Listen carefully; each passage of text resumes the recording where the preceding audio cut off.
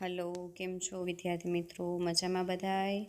Good morning. આજે આપણે ધોરણ 4 વિષય પર્યાવરણ, જેનો પાઠ છે 23. પાઠનું નામ છે દેશ પરદેશ.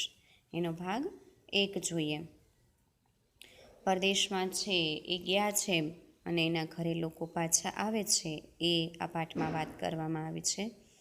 ભારત દેશ છે એ એશિયા ખંડમાં આવેલો દેશ છે. એશિયા ખંડમાં ભારત ઉપરાંત ચીન, શ્રીલંકા, નેપાળ, ભૂટાન, પાકિસ્તાન અને યુનાઇટેડ અરબ ઇમારાત UAEના દેશો આવેલા છે.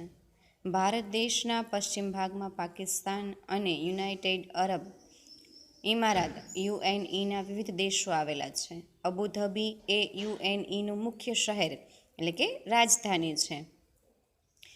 UAEના દેશો રણપ્રદેશમાં આવેલા છે, જ્યાં ખૂબ જ ગરમી પડે છે. આ દેશોમાં વરસાદ ખૂબ ઓછો પડે છે. ત્યાં નદી કે તળાવો નથી, તેથી આ દેશોમાં પાણીની તંગી વર્તાય છે. પાણી અહીં ખૂબ જ કિંમતી છે. રણપ્રદેશમાં આવેલા દેશોમાં છે એ વરસાદ ઓછો પડતો હોવાથી ત્યાં પાણી નથી. નદી અને તળાવો પણ જોવા મળતા નથી, જેથી પાણી છે એની ખૂબ તંગી રહે છે. એટલે પાણી છે એ ખૂબ કિંમતી વસ્તુ બની જાય છે. આ દેશોમાં રેતી જ રેતી જોવા મળે છે, પરંતુ રેતીની નીચે તેલનો અખૂટ ભંડાર ભરેલો છે. તેથી ત્યાં પાણી કરતાં પેટ્રોલ સસ્તું છે. વિશ્વના દેશોને પેટ્રોલ નિકાસ કરી આ દેશો અઢળક નાણાં કમાય છે. રણપ્રદેશમાં આવેલા દેશોમાં રેતી જ રેતી જોવા મળે છે અને રેતીની જમીનના નીચે છે એ તેલનો અખૂટ ભંડાર આવેલા હોય છે. તેથી ત્યાં પેટ્રોલ છે એ ખૂબ સસ્તું મળે છે. જેથી આ દેશો છે એ વિશ્વના દેશોને પેટ્રોલ છે એ મોકલી એટલે કે નિકાસ કરી અને ઘણા બધા નાણાં એટલે કે પૈસા કમાય છે. ભારતના ચલણને રૂપિયો કહેવાય છે. જે પૈસા આપણે કહીએ છીએ એ ભારતમાં એને આપણે રૂપિયો કહીએ છીએ. તેમ UAEનું ચલણ દિરહામ કહેવાય છે. જેમ ભારતમાં પૈસાને રૂપિયો કહીએ એમ UAEના દેશમાં છે એ ચલણને દિરહામ કહેવામાં આવે છે. યુનાઇટેડ અરબ ઇમારતની મુખ્ય ભાષા અરબી છે. એની મુખ્ય ભાષા છે એ અરબી છે. અહીંના દેશો રણપ્રદેશમાં આવેલા હોવાથી શહેરો સિવાય માઇલો સુધી રેતી જ રેતી દેખાય છે. નથી વૃક્ષો કે નથી લીલોતરી. રણપ્રદેશ હોવાથી છે એ લીલોતરી જોવા મળતી નથી કે વૃક્ષો પણ જોવા મળતા નથી. આ દેશોમાં માત્ર ખજૂરના વૃક્ષો જ ઉગે છે. તેથી ખજૂર વૃક્ષને રણપ્રદેશનું કલ્પવૃક્ષ કહેવામાં આવે છે. રણપ્રદેશમાં ખજૂરીના વૃક્ષ થાય છે, તેથી ખજૂરીને છે એ રણપ્રદેશનું કલ્પવૃક્ષ કહેવાય છે. અબુધાબી અને UAEના દેશોમાં મકાનો ખૂબ જ ઊંચા અને કાચની બારીઓવાળા હોય છે. અહીં ખૂબ જ ગરમી પડતી હોવાથી મોટાભાગે ઘરોમાં AC હોય છે. રેતાળ પ્રદેશમાં રણપ્રદેશમાં ગરમી વધારે હોવાથી મકાનો છે એ ખૂબ ઊંચા અને મોટી મોટી કાચની બારીવાળા હોય અને ગરમી હોવાના કારણે દરેક ઘરમાં છે એ ACની વ્યવસ્થા હોય છે. ખૂબ જ ગરમીના કારણે અહીંના લોકો આખા શરીરને ઢાંકે તેવા હળવા અને સફેદ સુતરાઉ કપડાં પહેરે છે. તેમનું માથું પણ ઢાંકેલું રાખે છે. ગરમીના કારણે સફેદ સુતરાઉ આખા કપડાં પહેરે છે અને માથું પણ ઢાંકીને રાખે છે. એક છોકરી છે એના ઘરમાં સવારથી આજે દોડધામ ભર્યું વાતાવરણ જોવા મળે છે. અરવિંદ કાકા અને તેનું કુટુંબ 5 વર્ષ પછી ઘરે આવવાનું છે. જીલના જે અરવિંદ કાકા છે એ અને તેમનું આખું કુટુંબ છે એ 5 વર્ષ પછી વિદેશમાંથી પોતાના ઘરે આવવાના છે.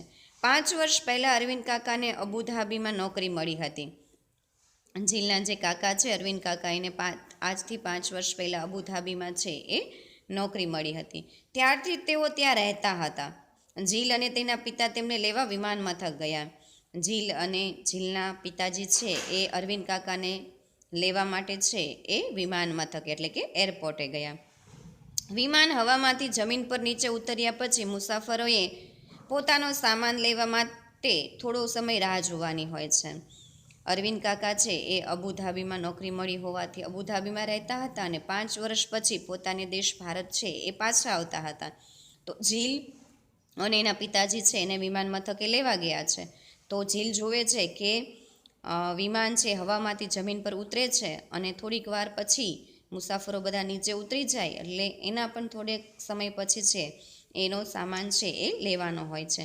અંતે અરવિંદ કાકા, નીતા કાકી અને તેમના બાળકો બહાર આવતા દેખાયા. જીલ અને એના પિતાજી વિમાન મથકે ગયા છે ને ત્યાં એના કાકાની રાહ જોવે છે. અને થોડાક સમય પછી અંતે છે જીલને એના અરવિંદ કાકા, નીતા કાકી અને તેમના બંને બાળકો છે એ વિમાનમાંથી બહાર આવતા દેખાયા. હેન્સી અને પલ કેટલા મોટા થઈ ગયા છે. જીલ કહે છે કે અરવિંદ કાકાના બે બાળકો હેન્સી અને પલ હવે કેટલા મોટા થઈ ગયા છે. પપ્પા બોલ્યા. બધો સામાન ગાડીમાં ગોઠવી અને બધા જીલના ઘર તરફ નીકળ્યા.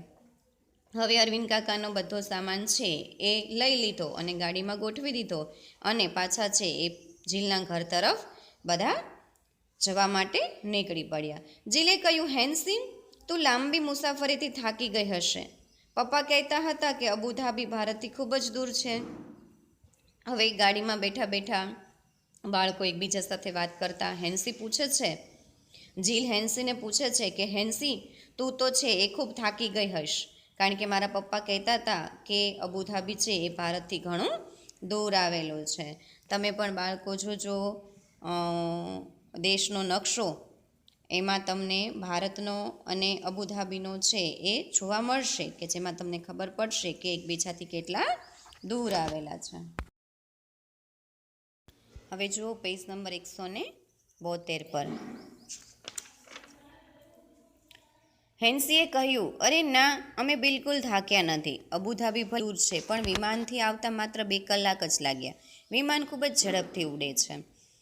જીલે હેન્સીને પૂછ્યું કે તું ખૂબ થાકી ગઈ હશ મુસાફરી કરીને. તો હવે હેન્સી જવાબ આપે છે કે ના ના, અમે બિલકુલ થાક્યા નથી. ભલે અબુધાબી છે એ ભારતથી ઘણું દૂર છે, પરંતુ અમે વિમાનમાં આવ્યા હોવાથી વિમાનમાં માત્ર આવવા માટે 2 જ કલાક લાગે છે, કારણ કે વિમાન ખૂબ ઝડપથી ઉડે છે. જીલ આશ્ચર્યમાં હતી. જ્યારે તે શાળામાંથી દિલ્હીના પ્રવાસે ગઈ હતી ત્યારે તેને ટ્રેનમાં 20 કલાક લાગ્યા હતા. હવે હેન્સીની આ વાત સાંભળી અને જીલને છે આશ્ચર્ય થયું.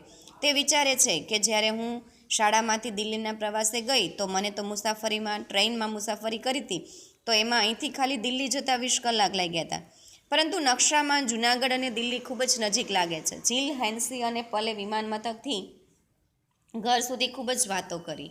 જીલ તેને પ્રવાસમાં કેટલી મજા આવી હતી તે યાદ કરતી હતી. નકશામાં છે એ ખૂબ નજીક લાગે છે એવું હેન્સી કહે છે, પરંતુ એ ઘણું દૂર હોય છે. હવે જીલ અને હેન્સી અને પલ વિમાન મથકથી ઘર સુધી છે એ વાતો કરતાં કરતાં ઘરે પહોંચે છે. જીલ તેના પ્રવાસમાં તેને કેટલી મજા આવી હતી એ વિશે પણ હેન્સીને વાત કરે છે.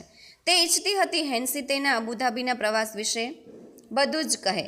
જીલને ઈચ્છા હતી કે જેમ મેં વાત કરી મારા પ્રવાસ વિશે, એમ હેન્સી પણ મને એના અબુધાબીના પ્રવાસ વિશે બધી વાતચીત કરે. એના પછીનો મુદ્દો છે રેતી જ રેતી. જીલે પૂછ્યું, તમે વિમાનમાંથી ઘણી બધી રસપ્રદ વસ્તુઓ જોઈ હશે, ખરું ને?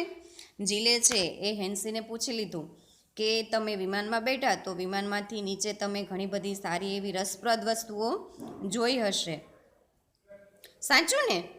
હેન્સીએ કહ્યું, મોટા ભાગે અમે વાદળો જોયા. એટલે હેન્સી જવાબ આપે છે હવે જીલને કે હા, ઘણી બધી વસ્તુ જોઈ, પણ મોટા ભાગે અમે છે એ વિમાનમાંથી વાદળો જોયા છે.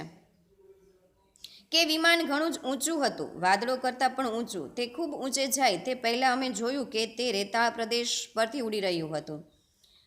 હેન્સી છે જીલને વાત કરે છે કે અમે ઘણી બધી રસપ્રદ વસ્તુઓ જોઈ, એમાં અમે મોટા ભાગે વિમાનમાંથી જે વાદળો જોયા, કારણ કે વિમાન છે ઘણું ઊંચું ઉડતું હતું, વાદળો કરતાં પણ ઊંચું ઉડતું હતું. પરંતુ જ્યારે ઊંચે ઉડવા જઈ રહ્યું હતું ત્યારે અમે નીચે જોયું તો ત્યાં છે એ ઘણો રેતાળ પ્રદેશ હતો, રેતી જ રેતી હતી. પરંતુ રેતીના રંગ બદલાયા કરતા હતા. હેન્સી કહે છે કે રેતી જ રેતી હતી, પરંતુ રેતીના રંગ છે એ ઘણા બધા અલગ અલગ એટલે કે બદલાયેલા જોવા મળ્યા. સફેદ, કથ્થઈ, પીળો, લાલ, કાળો. અમે રેતીના પર્વતો પણ બનેલા જોયા. હેન્સી જીલને કહે છે કે અમે જ્યારે બેઠા વિમાનમાં ને વિમાન ઊંચે ઉડેની શરૂઆત થાય ત્યારે અમે જુદા જુદા રેતીના ઢગલા જોયા, પર્વતો જોયા, અને એ રેતીના ઢગલાના રંગ પણ અલગ અલગ જોયા, જેમાં સફેદ રંગ, કથ્થાઈ રંગ, પીળો રંગ, લાલ રંગ, કાળો રંગ, આ બધું જ અલગ અલગ જોયું. પલ બોલ્યો, તે રેતીના ઢૂવા કહેવાય. એટલે પલે કીધું કે હેન્સી એ જે ઢગલા હોય એ ઢગલાને રણમાં છે એ ઢૂવા કહેવાય છે. ઝીલે કહ્યું, મેં રેતી ફક્ત દરિયા કિનારે જ જોઈ છે. એટલે ઝીલ કહે છે કે મેં તો આવી રેતી છે એ ફક્ત દરિયા કિનારામાં જોઈ છે, મેં રણ જોયું નથી. અરવિંદ કાકાએ કહ્યું, તો તારે અમારે ત્યાં આવવું જ જોઈએ.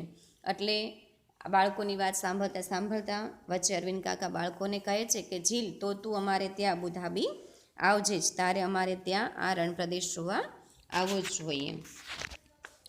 પાઠ 23નો ભાગ 1 દેશ પરદેશ, જેમાં રણ વિશે આપણે અહીં સુધી રાખીએ. ભાગ 2 છે એ આના પછીનો ભાગ 2માં જોઈશું. આ પાઠમાં આવતા સવાલ જવાબ સ્વાધ્યાય પોથીમાં જે PDF કરીને મોકલું છું એ તમે સ્વાધ્યાય પોથીમાં 23મા પાઠમાં પૂરશો. એ તમારું આજનું હોમવર્ક છે. Thank you.